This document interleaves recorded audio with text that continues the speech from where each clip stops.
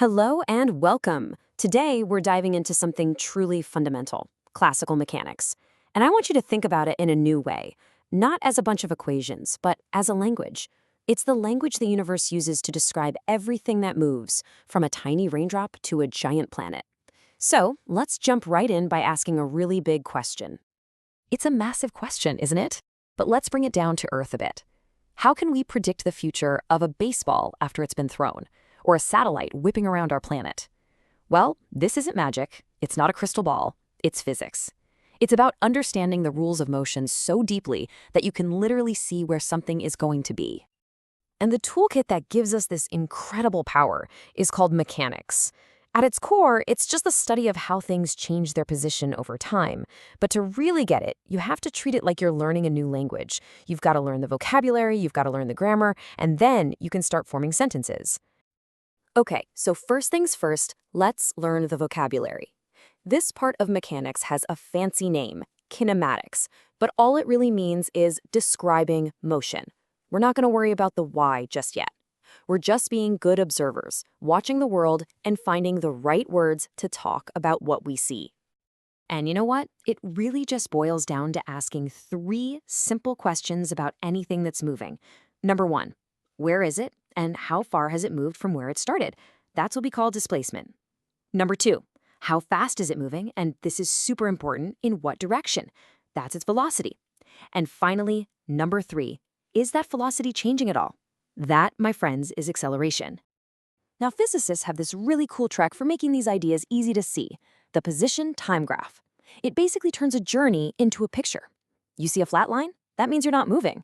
A straight line that's sloped? That means you're moving at a steady speed. And the steeper that line gets, the faster you're going.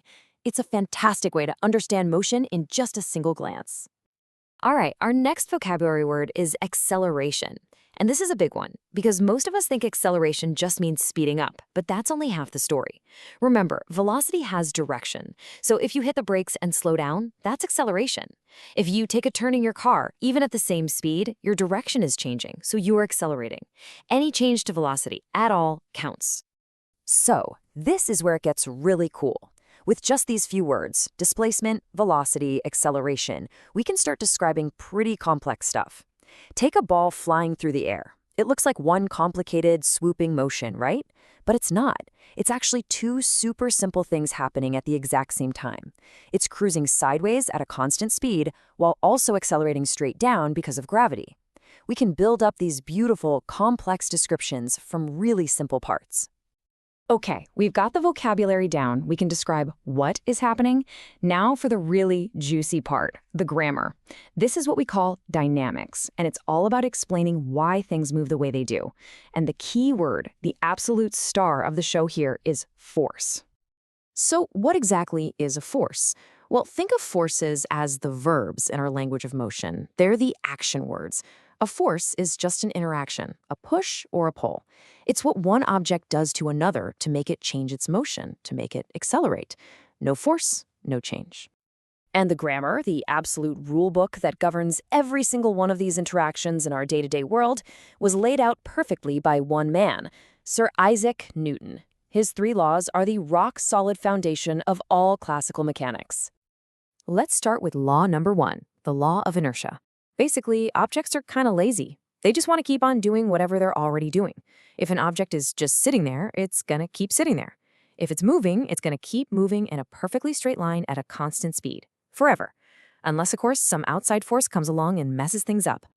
And that leads us right to what might be the most famous equation in all of science, Newton's second law, F equals ma. This is the beautiful direct link between cause and effect. The cause is the force, the F. The effect is the acceleration, the A. And that m in the middle, mass, that's just a measure of how lazy the object is, how much it resists a change in its motion. Want more acceleration? You need a bigger force.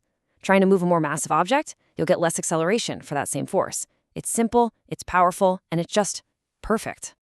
And finally, we have the third law. This one tells us something profound. Forces are never a one-way street. They're always a two-way interaction, a partnership. When you push on a wall, that wall is pushing back on you with the exact same strength. When a rocket engine blasts gas downwards, that gas pushes the rocket upwards. You can't have one without the other. Every single force is part of a pair. So there we have it. We've got our vocabulary from kinematics to describe motion and our grammar from dynamics to explain it. So now let's put the whole language together and see how we can use it to figure out what's going on in the real world. You might look at a system like this one and think it seems a little complicated. You've got blocks, pulleys, forces, but with Newton's second law, it's just a puzzle, a totally solvable puzzle. We can apply F equals ma to the whole thing and figure out with perfect precision how it's going to accelerate. It takes that abstract formula and turns it into an amazing problem-solving machine. And what's just incredible is how versatile these laws are. It doesn't matter if you're trying to find the final motion of an object getting pulled in two different directions, or if you're calculating the massive forces needed to keep a train on the tracks as it goes around a bend. The underlying rules, Newton's laws, are exactly the same. Let's bring it all the way back to something super simple. A pebble falling off a cliff. Using the language we've learned, all derived from Newton's laws, we can predict exactly how far that pebble will have dropped after 1 second, after 2 seconds, after any amount of time you want. We can predict its future. So when you put all of this together, what does it all add up to? Well, it's so much more than just a set of equations for your physics homework. It's a complete and revolutionary worldview. See, the Newtonian worldview is one of a majestic clockwork universe. The realization that the very same rules that make an apple fall from a tree also keep the moon locked in orbit around the Earth, that was world-changing.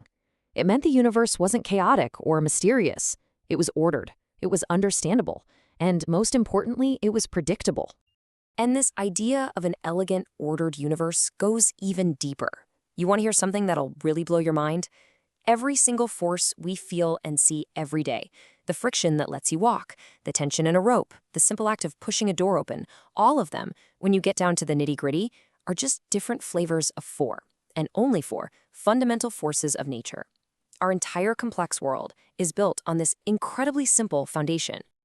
So here's the bottom line. The language of classical mechanics is unbelievably powerful. It describes the world that we see, the world we live in, almost perfectly. But what happens when we push the limits? What happens when we get close to the speed of light? Or when we try to look at the strange and wonderful dance happening inside a single atom? Well, there, the rules change. A new language is needed. And that is a story for another time.